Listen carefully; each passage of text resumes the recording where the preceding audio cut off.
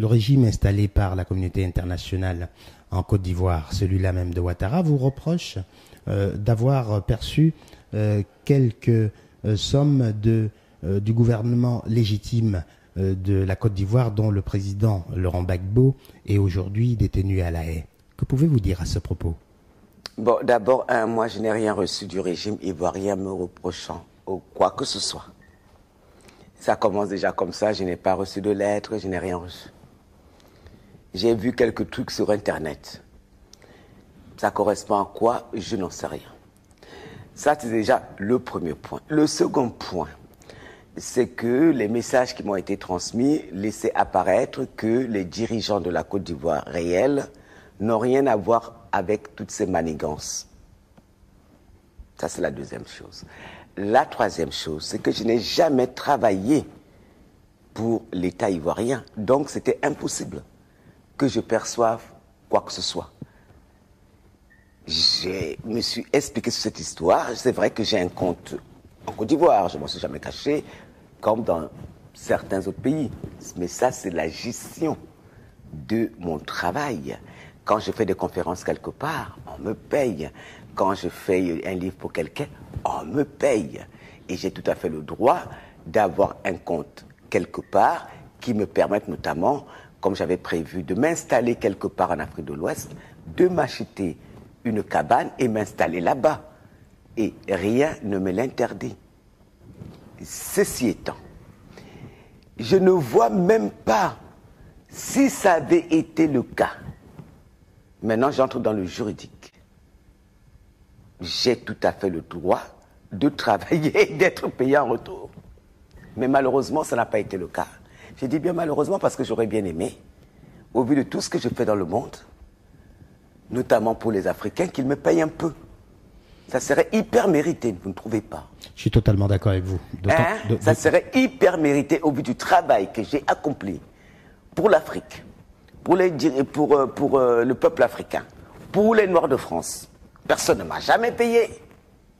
Et vous pensez vraiment, messieurs, là on va faire de la provocation, que si l'Afrique décidait de me payer mon travail, d'abord il lui faudrait des milliards, au vu de tout ce que j'ai fait pour ce continent en l'espace de 20 ans. D'accord? Ça coûterait des milliards. Et je les prendrais volontiers. Et j'achèterais ma maison de culture africaine française avec.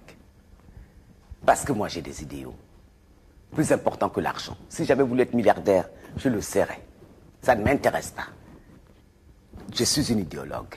Ceci étant, si je pouvais vraiment choper cet argent d'Afrique qui passe son temps à verser de l'argent en Suisse, il y a des organisations qui après viennent les bombarder, je le mérite amplement. Et je veux voir la première personne qui se pointera devant moi pour me le reprocher.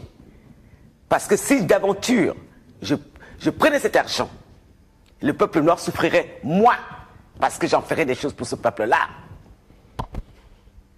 D'accord? Que ça soit clair. L'argent de l'Afrique revient plus à ses descendants en Occident. J'entends les Africains descendants, à défaut des Africains eux-mêmes, qu'à ces organisations mafieuses qui non seulement pillent le continent, mais après viennent tuer les peuples d'Afrique. Je le mérite, l'argent de l'Afrique. Et que quelqu'un ne s'évertue pas à me le reprocher un jour. Et je cherche d'ailleurs où je pourrais mettre la main dessus. Parce qu'ils nous disent à chaque fois, tel dirigeant a pris de l'argent, tel autre a volé. Ils disent qu'ils bloquent les comptes. Mais où va cet argent? Où va cet argent que soi-disant ils bloquent? Où est l'argent de Kadhafi? Où est l'argent de Mobutu? Je suis mieux placé pour prendre l'argent de Kadhafi parce que cet argent-là vient du pétrole appartenant à mes ancêtres. Pourquoi l'Américain lambda, qui n'a aucun lien avec l'Afrique, est-il habilité à prendre cet argent et non moi, descendant des Africains? Il faut à un moment donné arrêter ces absurdités d'accusation des Africains. Les Africains, n'importe lequel d'entre nous, et je vous invite, si vous avez le moyen de capter cet argent qui va mourir dans les banques suisses, prenez-les. Et que quelqu'un vienne vous accuser devant moi. Parce que c'est l'argent de vos ancêtres. D'accord, Calixte, nous sommes... On vient me demander à moi de me justifier pendant que les pilleurs d'Afrique sont là-bas en train de prendre milliards. Il y a des hommes et des femmes qui arrivent en Afrique, qui viennent d'ailleurs avec leur sac à main vide, leur petite valise vide. Quelques années plus tard, on nous dit qu'ils sont milliardaires. Où est le champ de cacao de leur père? Moi, je peux leur montrer où est le champ de cacao de mon père et de mes grands-pères et de mes ancêtres en Afrique. Où est le leur? Ce n'est pas parce qu'on va mettre des pagnes qu'on porte l'Afrique en soi.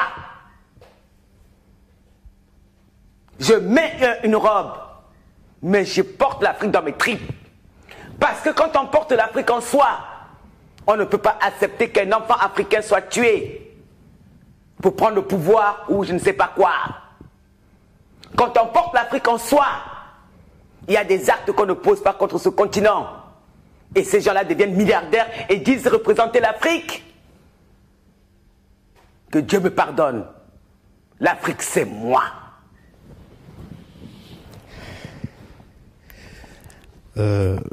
Merci beaucoup, Calixte, de excusez-moi d'avoir piqué une petite colère. C'est tout à fait normal.